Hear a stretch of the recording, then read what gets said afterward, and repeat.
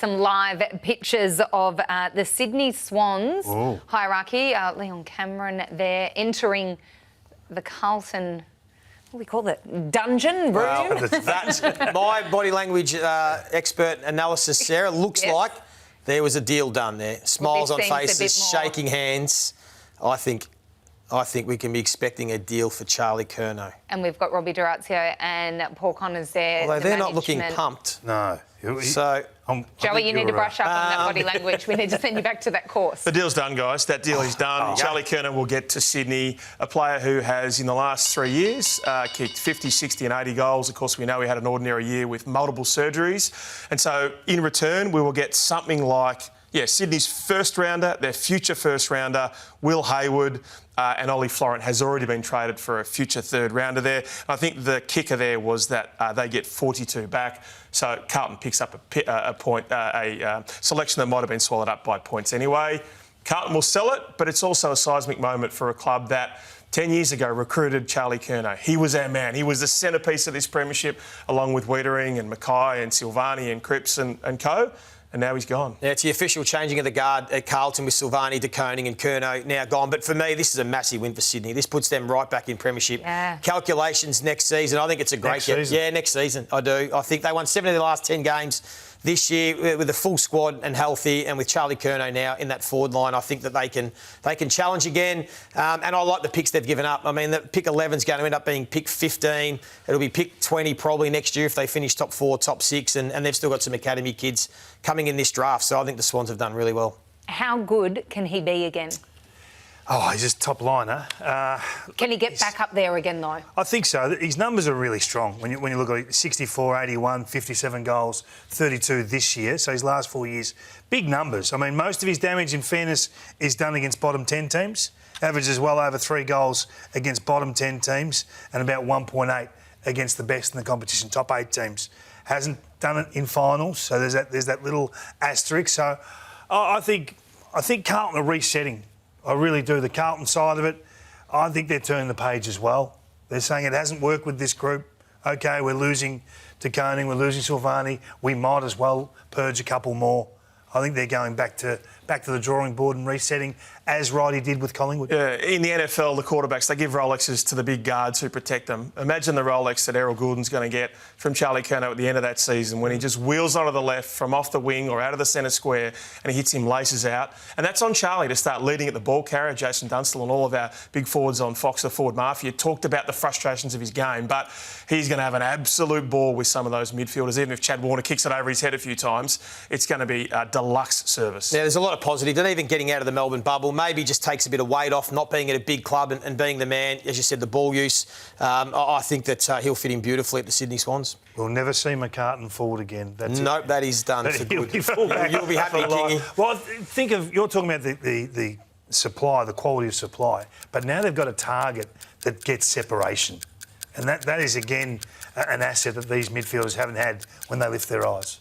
All right, there we have it. The clock reaches 0. Of course, a little rider is that some paperwork could still be going through, so we could have a few deals yet to filter. But there we can see inside the Hawthorn room, and I'd love to see what Tom Petroro is texting right now. And so look at Hawthorn. So Jared Ruffhead, the pro scout who he wanted last year, of course. Players like Josh Battle, who gleefully came to the club.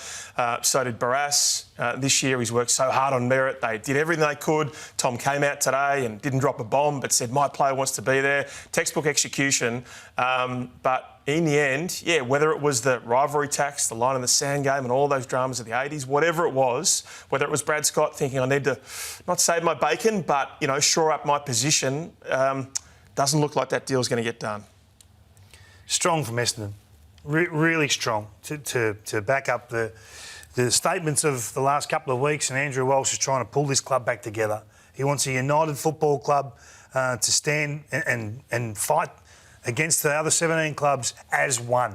I think it's a great starting point from the messaging to delivering today, but the fight just starts. When they've got to find a way to get a list that gives Brad Scott an opportunity to compete again, because let's be honest, the gap's a fair way off, and now you've got your captain coming back, who will be a little bit sheepish, as you said, Joey, but he's a professional. He'll dust this off minimum 10 minutes into the first training session, and away he goes again. We're always going to be a little bit wary right on the trade deadline. Those emails can go through, but it does seem like Kalachi has not been traded. So Adelaide offered up a future second rounder and a future third rounder. The Brisbane appeal was, we want your first rounder next year, which was never going to happen. So what Brisbane would say is that we'll have him back. Adelaide will say we'll put a price on his head and we'll get him through the pre-season draft. It does seem churlish of Brisbane, given he's not worth a first rounder. And Buku Kamas at this stage is staying at the Western Bulldogs. He is contracted. And so I'm not sure why the Western Bulldogs wanted to release him anyway, given that they never found a replacement key defender for Liam Jones. But as a contracted player there is not a way for him to get through as a delisted free agent or a pre-season draftee. The Brisbane one is interesting that they wouldn't just give Archie, because now he can walk through the pre-season draft, and Adelaide will end up getting him anyway. I just wonder, Kingy, whether there's a bigger play with Brisbane, and they're saying if anyone's going to come for our players in the future, we are going to play hardball. We are going to set a hard task, because they've got some players that are going to have to be targeted by other teams with what they've got so stacked. So I wonder, Ralphie, whether it's a bit of a long-term message. We are not giving away our players for anything. Yeah, potentially. And imagine if Justin Reid, the Adelaide list boss, had given away that future first rounder and then had not had any collateral. Say a Naz Wanganeen Miller has said, actually, I want to come home next year. Imagine if he'd given away a future first rounder. We all understand Justin plays hardball, but that was not the right deal. And it seems, again, no deal for Rowan Marshall, a last-ditch play from Geelong. But in the end, that first rounder, pick 19, and the future second rounder was not enough to get a deal done. Again, we're seeing clubs. There's been a lot of talk in recent years, player power. If players want to break contracts, they can just leave and they get to wherever they want to. I think we've seen, King, of this trade period, some clubs are starting to get a bit of power back and saying, no, if you're contracted, we don't have to give you up. We can hold you. You're a professional athlete and you're going to come back. And we've seen that with Rowan Marshall and Zach Merrett now. And I think we'll see more of this in the future. As more and more movement happens and players in contract, I think we'll start seeing clubs being a bit stronger than they have been in recent years and saying, no, if we want you, we're going to keep you at our football team. Yeah, and at times last year with Max King not available, basically Mitch Owens was their forward line. They might have had to throw others forward. And so I think if you had Max King as a hugely durable player, you feel much more confident in trading Rowan Marshall. We all understand he's not a perfect forward, but he has been able to feature in a top 10 with Paddy Ryder, both of them in that same side, one forward, one midfield, one in the midfield. So that's clearly what Ross Lyon has said, and it's Ross Lyon that has made clear Rowan Marshall isn't going anywhere.